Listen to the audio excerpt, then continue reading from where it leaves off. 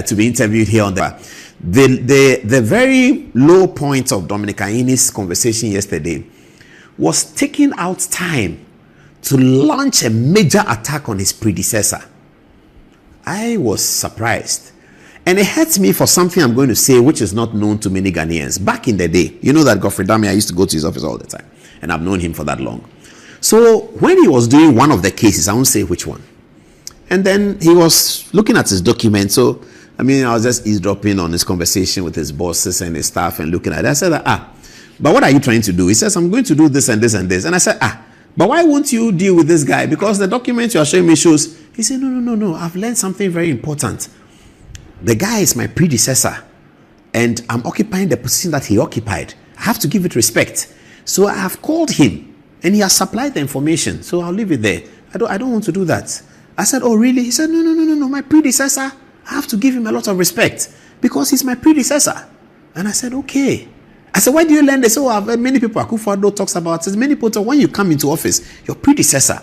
This is Godfrey Dame who told me this. He was doing something about the predecessor. The predecessor in question was Dominic Aini. He was Godfrey Dame's predecessor as Deputy Attorney General. And a matter had arisen. And Godfrey Dame told me that he doesn't want to do anything about his, so he has called him. He said it, that he has called him and discussed with him, and he has submitted the documents, and that's the end of the matter. Because as far as he's concerned, he was his predecessor. So when I heard the words of Dominic Aini about Godfrey Dame, I was like, wow. I know that in political showboating and in political sparring on Good Morning Ghana, Good Evening Ghana, on Obi's program, Ekosi saying, politicians do that. So I've heard Tamaklo mention Godfrey Dame, talk about him, and I think all of that is allowed. Godfrey Dame himself laughs about it. But when the learned Attorney General takes office and holds his maiden press conference and calls his predecessor the names that he did, to the point where the journalists ask him that you have called your predecessor all these names, are you going to take an action on it? And he says, I will keep that to myself. But in terms of publicizing the material, and that's the word I want to use, publicizing the material against Godfrey Dame, he had no hesitation in doing that. He did that without any hesitation. When he was asked that, given all what you have said, are you going to pursue, for the journalist to ask the Attorney General that, for the journalist to suspect that the Attorney General may be willing to press charges against his predecessor, that should suggest to you viewers, if you didn't hear the press conference, the kinds of words he used against Godfrey Dame. That's why the journalist said, are you going to press some charges against him because of the words he used? And he said, I'll keep that to myself. Anyway, good evening, sir, once again. Let's get to his press conference now, where he started by explaining, he gave, I think, 3 reasons why he has decided to discontinue some of the cases. One of the early reasons he gave was that some of the cases involved, his law firm has something to do with it. Let's hear the Attorney General. These cases were the Republic versus Kesiel Atoforsen and another, and the Republic versus Ofosu Ampofo and another. This is because I was deeply involved as counsel in these 2 cases. In the case of Republic versus Atoforsen, I was not counsel on record, but my junior partner, Godwin Kujo Tamaklo, also known as Eduji, was a counsel on record. As a team, we discussed our strategy in chambers, and I was involved in reviewing legal arguments and in some instances, authoring some of the arguments that we filed in court. I believed then, and still believe now, that the Honorable Atuforsen was a victim of a political witch hunt and that he had no case to answer in that trial. These cases were the Republic versus Kesiel Atuforsen and another, and the Republic versus Ofosu Ampofo and another. This is because I was deeply involved as counsel in these 2 cases. In the case of Republic versus Atuforsen, that the Honorable Atuforsen was a victim of a political witch hunt. He taught me law at the Faculty of Law. One of the principles that he imbibed in us was that the position of the court is legal authority. Anything else is not legal authority. The opinion of counsel is urged on the court. And when the court agrees with counsel, the position becomes the position of the court. When we consider legal authorities, we are not considering the opinion of counsel. We are considering the decision of the court. The ratio decidendi. Some say ratio decidendi. The ratio decidendi is what is authority. The learned Attorney General tells us that one of the reasons why he dropped the cases of Atufo and Somapotampofu was that his law firm had been hired to be defense counsel, and therefore it was incongruous or morally reprehensible that him, having taken a view that these clients of his were innocent of the charges preferred against them by the Attorney General, that now that by a political twist of events, the election of 7 December 2024, the consequence of that election is that he now moves from defense counsel into Attorney General and therefore prosecutor of the same cases, that he's unable to continue because he had taken a view that these his clients of his were not guilty. That's what the Attorney General said. The Attorney General says his view that the clients were not guilty still stands as his opinion on the matter that the clients were not guilty. The court has yet to rule on that. So he has not allowed the court to rule. He has the power as Attorney General to enter a nolle prosequi, which is one way, or to simply discontinue the action, which is another way. And either works, and he has power to do both.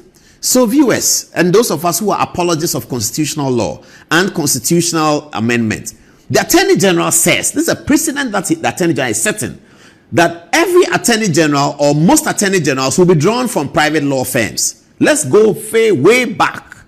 Geoffrey Bin, perhaps, is the only one who was not drawn from private law firms.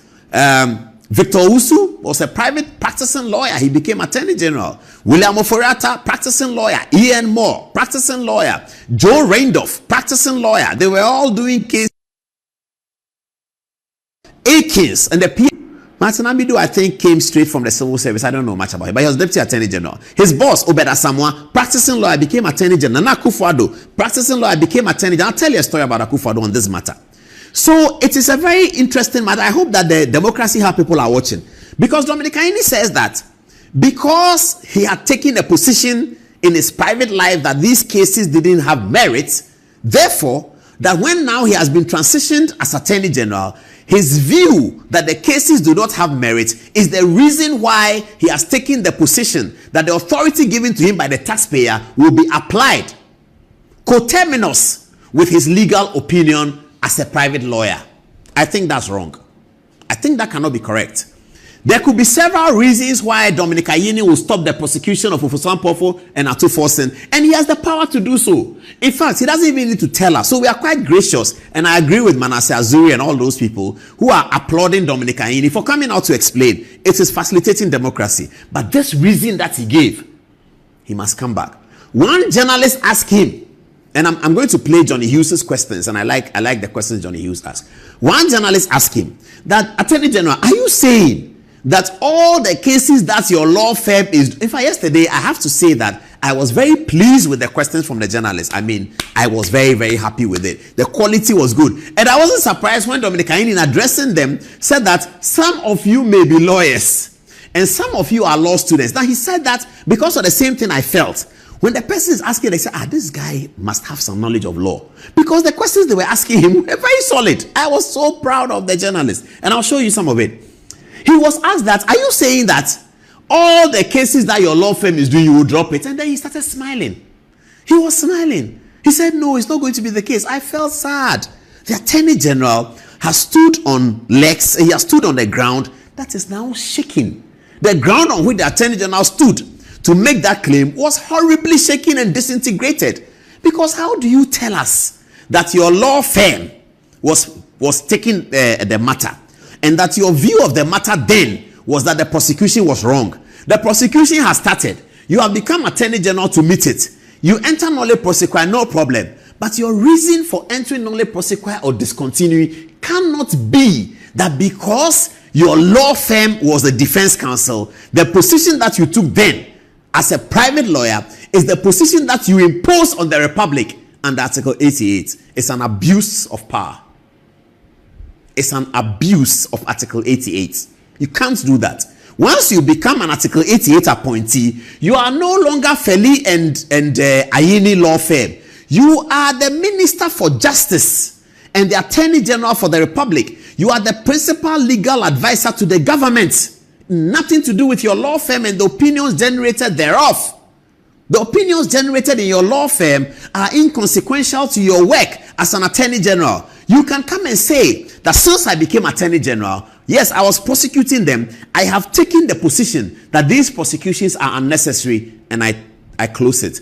But this reason he gave, that in my law firm I was no, we don't need to know all that. We don't need to know all that. Let's go to the second reason he gave.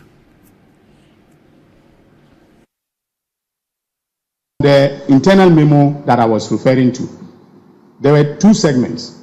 One, the 300 million was in relation to Unibank. The 150 was actually in relation to UT. All right, and the memo covered both, and that is how come that I was comfortable dropping the charges, in both, because I took the view, which was shared by the professional prosecutors, that a charge of causing financial. Now, if you notice that the second reason why he dropped the charges was that there was a memorandum, very, very serious allegation he made. That there was a memorandum written by the attorneys at the Ministry of Justice. He said there was a memorandum written to Godfrey Dame, the Attorney General. He says that the memorandum points to the fact that the Honorable Esiama, the current governor of the Bank of Ghana, and congratulations to him, by the way, the Honorable Esiama was not properly before the courts, that a memo had been generated from the state attorneys, and that's part of their work, to advise the Attorney General. Dominic Ayini alleges that Godfrey Dame ignored the advice of the attorneys, that he has now come to see the memo, and that he's acted on that memo to drop the charges against Honorable Esiama. Fair, isn't it? Fair. Then one of the journalists, another clever question, said that, can you make the memo available? Then Dominic Ayini said, because the memo was penciled in by a civil servant who is still there, he is still deciding whether he should make that memo public or not. That's where the problem is. You see, they say, Nana Abrewas Abenkwine, when you start eating, you eat all. You don't taste it and go away. You have no basis, you have no pressure or compulsion to explain to us the decisions that you have made in respect of decisions to continue an action or a decision to enter nolle prosequi. You have no compulsion to tell us. But if you come to tell us that you have relied on a memo, then Mr. Attorney General, in the spirit of full disclosure, as Kujeto Ablakwa likes to say, full disclosure. In the spirit of full disclosure, transparency, probity, and accountability, the key tenets of the NDC party, please release that memo. And I like what the journalist said, can you show us the memo? Mr. Attorney General, you can block the name of the person who signed the memo. You can always do it. They do that these days. It's very simple. Block the person who signed the memo and show us the memo written on this date. So and so and so. Dear Attorney General, written by Paul Ademochi, Chief State Attorney. Mr. Attorney General, I do not think that the prosecution of Honorable Esiama, we beg you, Attorney General, in the interest of our democracy, we beg you. Even if you can't show it publicly, call some journalists you trust that we also trust, that come and see it. And then they can come and say, I have seen it. Because we trust them, we will believe it. Or blot out the name of the person who signed the memo and show the memo to us. Because you have said that this is the reason why you have entered nolle prosequi. You don't have to tell us, but you said that the memo had to do with monies that had been paid, and the attorney felt that the prosecution of Chieftaincy was inconsequential now because the reasons why he was being prosecuted have been achieved. 300 million lost on Bank of Ghana money in relation to Merchant Bank had been paid. 150 million potentially lost on Unibank had been paid. This memo went from the desk of the senior person in the Attorney General's office to the Attorney General Godfrey Adame. You allege that Adame ignored the memo. You have the memo. Attorney General, we beg you, find a way to let some people see it. I'll leave it there. Let's go to the next for some of the cases. In the case of Jackie Kwesi, as I noted, I did not take these decisions without consulting the defense lawyers in all the cases. I consulted the defense lawyers. All right. The reason for the consultation was so that I am not seen as acting in an arbitrary manner. Okay. So I decided to consult all the defense lawyers. And of course, the lawyer for Jackie Kwesi is the venerable, senior, and respected Tachu Chikata. So I had not once, but 2 long sessions of discussions with him. And he told me he wants to soldier on and prove the innocence of his client. And I respected that view. So that is how come that Jackie Kwesi is not part of those that I have, discontinued.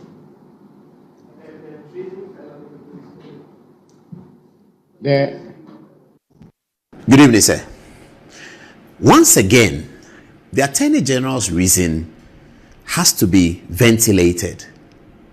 The Attorney General's power to enter nolle prosequi is unfettered. It's a decision between him and the government. It's unfettered. Here's Attorney General telling us that he came to the conclusion of the nolle prosequi by engaging with the defense lawyers to ask them, I don't know what. But because the Attorney General takes a decision that I'm mentioning nolle prosequi, he ought not discuss with anyone. If he discusses with someone, he doesn't have to tell us. But once he tells us, and the reasons sound awkward, we are bound to run commentaries on this like I'm doing now. Tachu Chikata is not the Attorney General.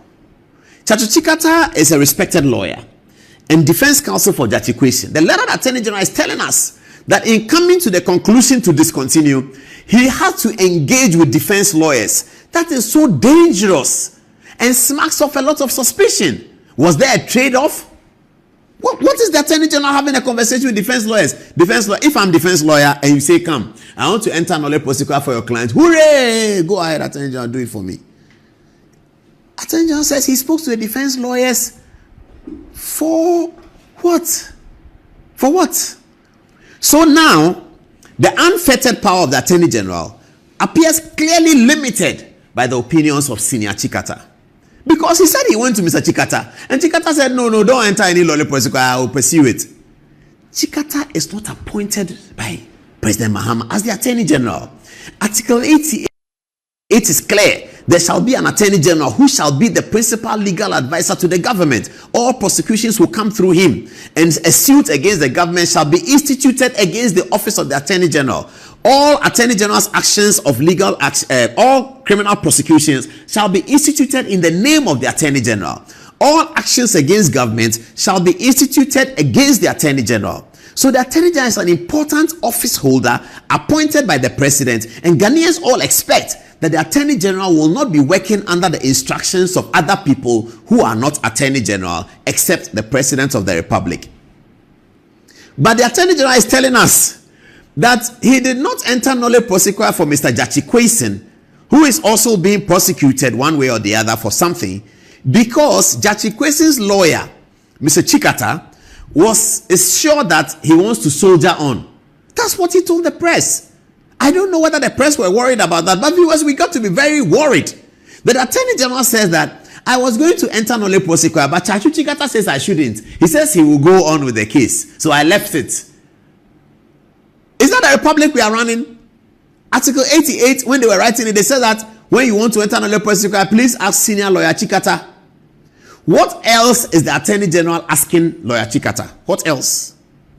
If the Attorney General is deciding on Mr. Chikata's opinion, whether or not to enter nolle prosequi in the matter that he's in, and the Attorney General tells us that in all of those cases he engaged with the lawyers, what was he engaging with them about?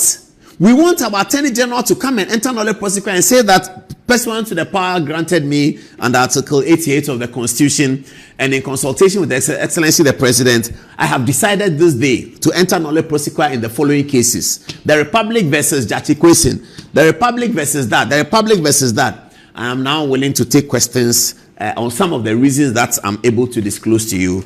And so let's take the questions now. Then they come and say, why do you today? You can do some legal analysis and all that.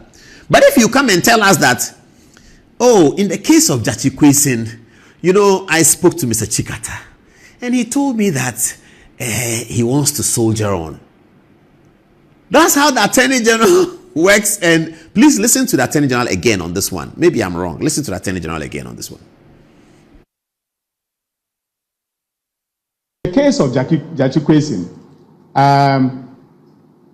as I noted, I did not take these decisions without consulting the defense lawyers in all the cases.